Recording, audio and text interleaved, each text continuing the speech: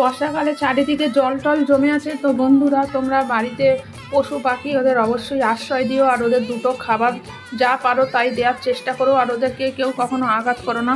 এইটা বলে আমি আজকের আমার ব্লগ শুরু করছি। হ্যালো এভরিওয়ান, আমি রিমি, আর আজ তোমাদের সাথে নতুন একটা ব্লগ শুরু করছি। তো আজকের আমি দেখো এই চাউমিন বানাচ্ছি। এখানে পটল আর আলু টমেটো ভেজে নিয়ে আজকে নিরামিষ চাউ বানাচ্ছি, যেহেতু শ্রাবণ মাসের সোমবার একটু চাউ খাওয়ার ইচ্ছে হচ্ছিলো। তো রাতের বেলায় চাউ খাবো, তো এই চাউ বানাচ্ছি। তো বানিয়ে আর এটাই আজকের মানে খাওয়া দাওয়া করে নেব।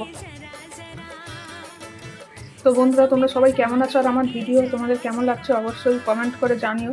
চাউমিন খেতে কে কে ভালোবাসো অবশ্যই আমাকে জানিও কমেন্ট করে। আর আমার ভিডিও তোমরা দেখতে থাকো, পাশে থেকো, সাপোর্ট করো। আমি হচ্ছে সেই মহিলা যে নিজে থেকে কিছু করতে চাই। তো আমি হচ্ছে এমএসসি পাস ম্যাথমেটিক্সে, কিন্তু এই সরকারের দুর্নীতির কারণে যাই হোক এখনও চাকরি পাইনি। আর অন্য সেন্ট্রালে চাকরি পাওয়ার মতো অত ট্যালেন্টেডও আমি নই। আমার কিছু কিছু বন্ধুরা পেয়ে গেছে, তো দেখা যাক কি হয় না হয়। তো অনেক দিন ধরে চেষ্টা করি, এটা ওটা চ্যানেল খুলি, ডিলিট করি, আবারও শুরু করি। তো আমার স্বামীও সেই একই রকম, ও এমএ পাস।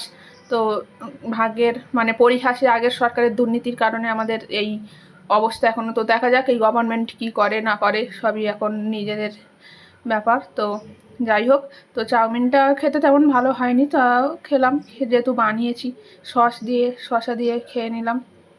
আর আমার বাবা মা খুবই সাপোর্টিভ, শ্বশুরবাড়িতেও শাশুড়ি সাপোর্টিভ। আমরা দুজনে কিছুই করি না, কিন্তু তাও আমাদের মোটামুটি সেইভাবে হয়তো অসুবিধা হয় না। আমার বর চাইলে হয়তো একটা কোম্পানিতে কাজ করতে পারতো, কিন্তু আমাদের সেরকম জানাশোনাও নেই। তোমাদের যদি কোনো কিছু জানাশোনা থাকে সেরকম বলো।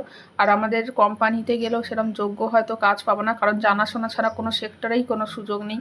তো এইভাবেই দিন চলছে টেনশানে, আর একটু একটু পথে এগিয়ে যাওয়া। টাটা।